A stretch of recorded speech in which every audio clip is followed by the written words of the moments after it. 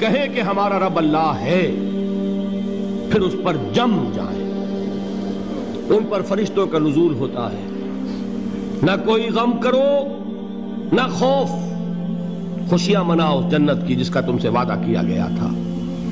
اللہ کی ربوبیت پر اطمینان جب انسان کو ہو جاتا، میرا رب اللہ ہے، ربی اللہ، انسان کے لیے نہ کوئی کھٹکا، نہ کوئی خطرہ، نہ کوئی خوف، نہ کوئی حزن۔ جو کچھ ہو رہا ہے کس کے اذن سے ہو رہا ہے؟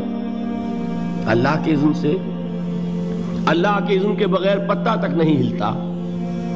یہ کوئی اندھا بہرا مادہ نہیں ہے جس سے مجھے کوئی خوف ہو۔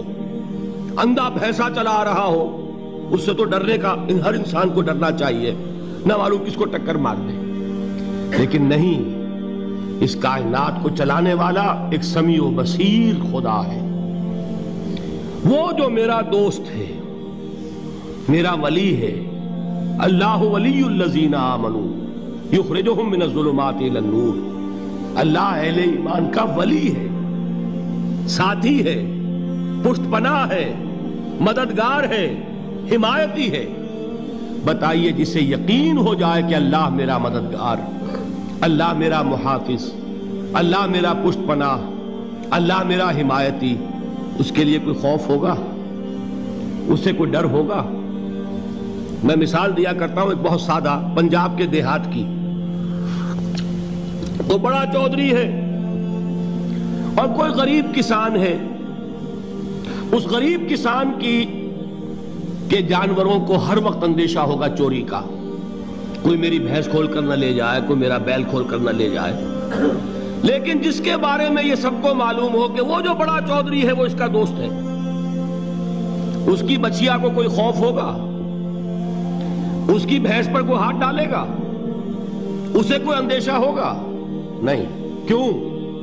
کہ وہ بڑا چودھری، بڑا اس کا یہاں کا سردار، جاگیردار، سب کو معلوم ہے وہ میرا دوست ہے، کوئی میرے خلاف اقدام نہیں کر سکتا۔ اس دنیا میں یہ چھوٹی سی بات اگر آپ کے دلی اطمینان اور سکون کا باعث بن سکتی ہے تو ذرا تصور کیجئے۔ میں لفظ تصور استعمال کروں گا صرف اس لیے کہ اس کا ہم جس کو کہتے ہیں ادراک اور شعور کر نہیں سکتے، اگر کے ساتھ کر سکتے۔ اگر یقین ہو کہ اللہ میرا مددگار اور یقین ہو کہ اللہ ہر آن میرے ساتھ ہے، پھر کوئی خوف؟ کس کا خوف؟ کوئی شے اللہ سے بالا تر ہے؟ کوئی قوت اس سے زیادہ طاقتور ہے؟ کوئی اس کے ارادے کو بدلنے والا ہے؟ کوئی اس کی مشیت کے آڑے آنے والا ہے؟ یہی بات ہے جو حضور نے فرمائی۔ یہ ایمان کا حاصل ہے لب لباب، کہ دیکھو اچھی طرح اس بات کو ذہن نشین کر لو، اگر تمام انسان مل کر تمہیں کوئی نقصان پہنچانا چاہے نہیں پہنچا سکتے، مگر جو کچھ اللہ نے لکھ دیا ہو، اور تمام انسان مل کر تمہیں کوئی نفع پہنچانا چاہے نہیں پہنچا سکتے، مگر وہ شے جو اللہ نے طے کر دی۔ آپ پھر میں کہوں گا ذرا طاری کیجئے، اسے فرض کیجئے، اسے سوچئے۔ اگر اس حدیث پر ہمارا دل ٹھکا ہوا ہو تو کسی سے ڈر ہوگا؟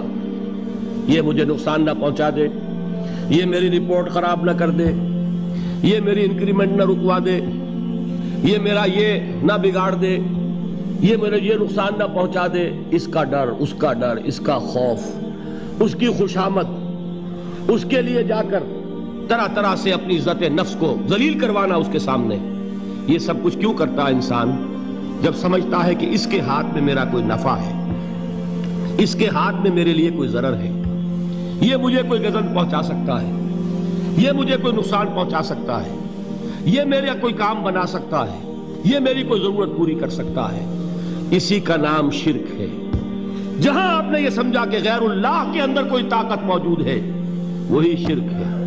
بتوں سے تجھ کو امیدیں، خدا سے نومیدی، مجھے بتا تو صحیح اور کافری کیا ہے؟ شرک تو یہ ہے۔ جس پر بھی تمہیں یہ خیال ہے، کلمہ ہے یہ کلمہ سوم، لا حول ولا قوت الا باللہ، ذرا اس پر دل کو کبھی اگر آپ تصور کریں، پھر فرض کریں، دل ٹھک جائے اس پر، کوئی طاقت نہیں۔ یہی بات تھی جو شیخ عبد القادر جیلانی رحمۃ اللہ علیہ نے اپنی وصیت میں اپنے بچے سے کہی. 11ویں دینے والے ہیں، لیکن حضرت شیخ عبد القادر جیلانی کی وصیت اور تعلیمات کو کتنے لوگ ہیں کہ جانتے ہو؟ یہ جن مقامات تک پہنچے ہیں وہ کس چیز کی بدولت پہنچے ہیں؟ انہوں نے جو پیغام دیا وہ کیا تھا؟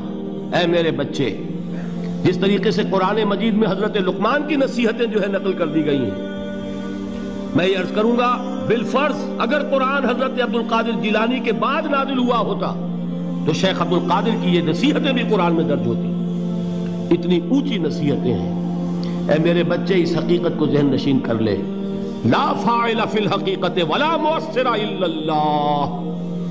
اس کائنات میں نہ کوئی فاعل حقیقی ہے نہ مؤثر حقیقی ہے سوائے اللہ کے. کسی شے میں کوئی تاثیر نہیں اگر اللہ نہ چاہے.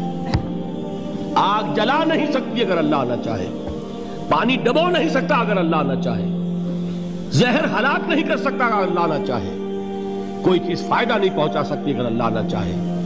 تو در در پہ کیوں سر جھکاتے ہو؟ در در پر کیوں جبیں سائی کرتے ہو؟ سب کے سامنے کیوں ہاتھ پھیلاتے ہو؟ ایک اللہ سے مانگو. ایک اللہ کے سامنے زمین پر اپنی جبین رکھو. لا فاعل فی الحقیقت ولا مؤثر الا اللہ.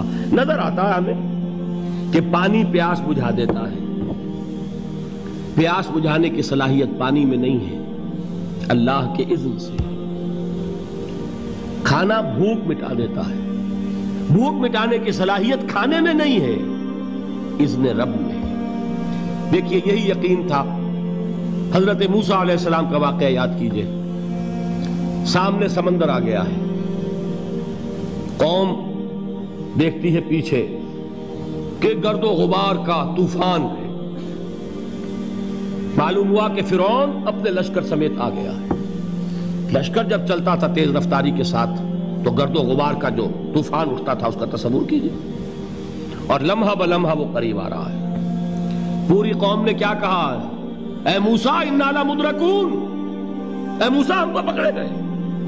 قرآن مجید نے تو یہاں وہ باتیں نہیں لکھی ہے، لیکن تورات میں یہ درج ہے کہ بنی اسرائیل جھگڑنے لگے، دست و گریبان ہو گئے موسیٰ کے ساتھ.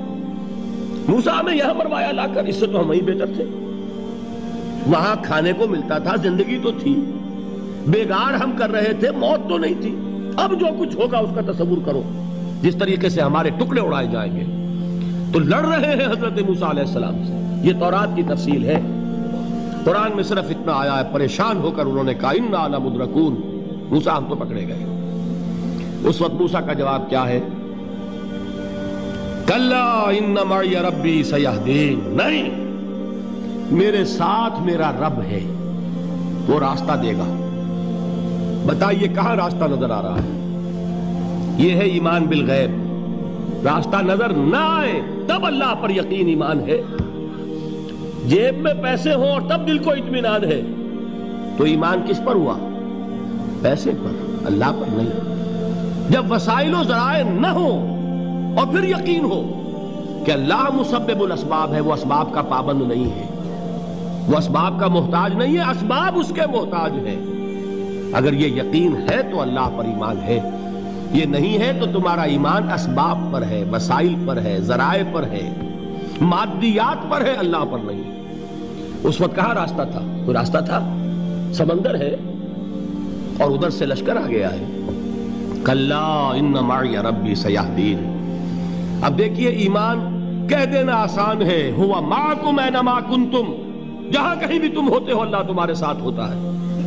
لیکن اس کا یقین قائم ہو جائے تو زمین و آسمان کا فرق واقع ہے.